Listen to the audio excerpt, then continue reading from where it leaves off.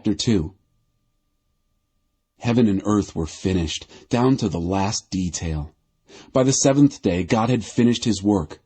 On the seventh day, he rested from all his work. God blessed the seventh day. He made it a holy day, because on that day he rested from his work, all the creating God had done. This is the story of how it all started, of heaven and earth when they were created. Adam and Eve. At the time God made earth and heaven, before any grasses or shrubs had sprouted from the ground, God hadn't yet sent rain on earth, nor was there anyone around to work the ground. The whole earth was watered by underground springs.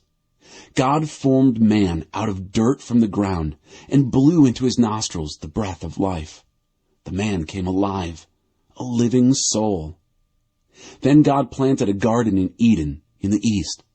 He put the man he had just made in it. God made all kinds of trees grow from the ground, trees beautiful to look at and good to eat. The tree of life was in the middle of the garden. Also, the tree of knowledge of good and evil. A river flows out of Eden to water the garden, and from there divides into 4 rivers. The first is named Pishon. It flows through Havilah, where there is gold. The gold of this land is good. The land is also known for a sweet-scented resin and the onyx stone. The second river is named Gihon. It flows through the land of Cush. The third river is named Hiddekel and flows east of Assyria. The fourth river is the Euphrates.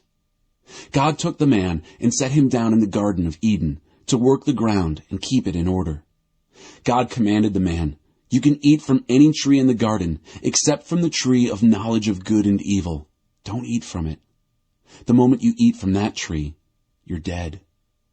God said, "It's not good for the man to be alone. I'll make him a helper, a companion." So God formed from the dirt of the ground all the animals of the field and all the birds of the air. He brought them to the man to see what he would name them. Whatever the man called each living creature, that was its name. The man named the cattle, named the birds of the air, named the wild animals, but he didn't find a suitable companion. God put the man into a deep sleep. As he slept, he removed one of his ribs and replaced it with flesh. God then used the rib that he had taken from the man to make woman and presented her to the man. The man said, "Finally, bone of my bone, flesh of my flesh. Name her woman, for she was made from man." Therefore, a man leaves his father and mother and embraces his wife. They become one flesh. The two of them, the man and his wife, were naked, but they felt no shame.